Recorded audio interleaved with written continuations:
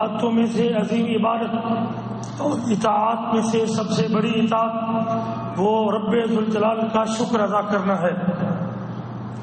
جس عبادت کے کرنے میں اللہ تعالیٰ نے زیادہ دینے کا وعدہ کیا ہے، جو اس کا شکر ادا کرتا ہے اللہ اس کو اور عطا کرتا ہے، اور جو اس کی ناشکری کرتا ہے اللہ نے اس کو عذاب کی دھمکی دی ہے. اللہ فرماتے ہیں وَإِذْ تَعَذَّنَ رَبُّكُمْ لَئِن شَكَرْتُمْ لَأَزِيدَنَّكُمْ، اور تمہارے رب نے اعلان کیا کہ اگر تم شکریہ ادا کرو گے تو میں ضرور اور زیادہ عطا کروں گا. وَلَئِن كَفَرْتُمْ إِنَّ عَذَابِي لَشَدِيدٌ، اور اگر تم ناشکری کرو گے بے شک میری پکڑ بڑی سخت ہے. شکر کرنے والے ہی دنیا و آخرت کی ساری خیرات کو سمیٹنے والے ہیں. شکر کرنے والے ہی دنیا و آخرت میں کامیاب ہونے والے ہیں. اللہ تعالیٰ فرماتے ہیں وَسَيَجْزِي اللَّهُ الشَّاكِرِينَ، اللہ تعالیٰ بدلہ دے گا شکر کرنے والوں کو. اللہ تعالیٰ فرماتے ہیں وَمَن يُرِدْ ثَوَابَ الدُّنْيَا نُؤْتِهِ مِنْهَا، جو دنیا کا بدلہ چاہتا ہے ہم اس کو اس دنیا میں سے عطا کر دیں گے. وَمَن يُرِدْ ثَوَابَ الْآخِرَةِ، اور جو آخرت کا ثواب چاہتا ہے نُؤْتِهِ مِنْهَا، ہم اس کو اس میں سے عطا کر دیں گے. وَسَنَجْزِي الشَّاكِرِينَ، اور ہم بدلہ دیں گے شکر گزار رہنے والوں کو، شکریہ ادا کرنے والوں کو. بے شک دنیا کی سزاؤں سے اور دنیا کے شر سے، آخرت کی مصیبتوں سختیوں سے اور آخرت کی خوفناکیوں سے نجات پانے والے بھی وہ لوگ ہیں جو اللہ تعالیٰ کے شکر گزار رہتے ہیں. اللہ تعالیٰ فرماتے ہیں قوم لوط کے قصہ میں انا ارسلنا علیہم حاصبا، بے شک ہم نے ان کے اوپر پتھروں کی بارش نازل کی سوائے آل لوط کے، الا آل لوط، سوائے آل لوط کے. نجیناہم بسحر، ہم نے ان کو صبح کے وقت نجات عطا کی. نعمت من عندنا کذالک نجزی من شکر، یہ ہماری طرف سے نعمت ہے، اسی طرح ہم اس بندے کو بدلہ دیتے ہیں جو اللہ کا شکر گزار رہتا ہے. شکر یہ نبیوں کا طریقہ کار ہے اور یہ نبیوں کا طرز عمل ہے، یہ رسولوں کی عادت ہے.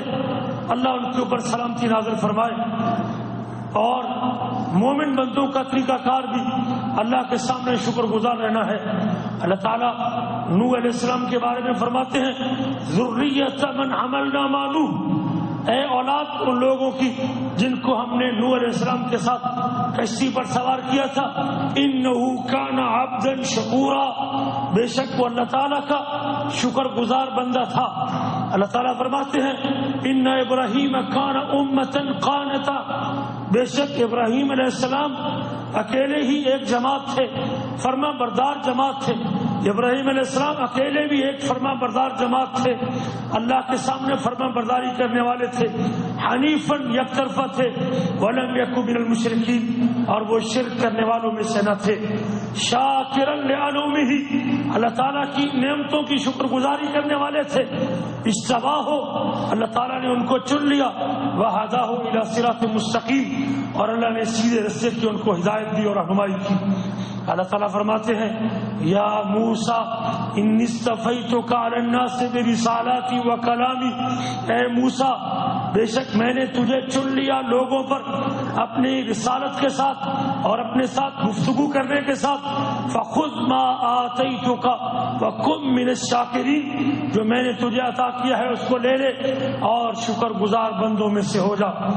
امی عائشہ روایت کرتی ہے کہ اللہ کے نبی صلی اللہ علیہ وسلم رات کو قیام کرتے تھے حتیٰ کہ آپ کے پاؤں مبارک سوج جاتے تھے اور آپ کے قدموں پر ورم آ جاتا تھا. فقلت یا رسول اللہ، فرماتی ہیں اللہ کے رسول تقوم من اللیل حتی تتفطر قدماک، آپ رات کو اتنا لمبا قیام کرتے ہیں کہ آپ کے دونوں پاؤں سوج جاتے ہیں. فقد غفر اللہ لک ما تقدم من ذنبک وما تاخر، جبکہ اللہ تعالیٰ نے آپ کی پچھلی اور بعد کی کمیوں کوتاہیوں کو معاف کر دیا ہے. تو نبی کریم نے جواب میں فرمایا تھا افلا اکون عبدا شکورا، ایسا میں اپنے اللہ کا شکر گزار بندہ نہ بنوں. بخاری مسلم کی حدیث ہے. بے شک اللہ تعالیٰ کی نعمتوں میں سے جس کا تذکرہ کیا جانا ضروری ہے اور جس کا کبھی انکار نہیں کیا جا سکتا، جس پر شکر گزار رہنا چاہیے، جس پر ناشکری نہیں کرنی چاہیے۔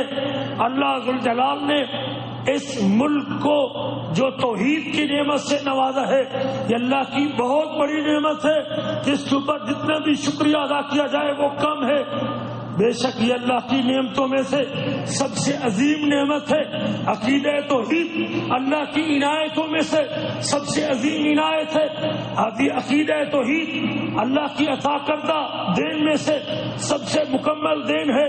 عقیدہ توحید اللہ کی عطا کردہ چیزوں میں سے سب سے بلند چیز ہے۔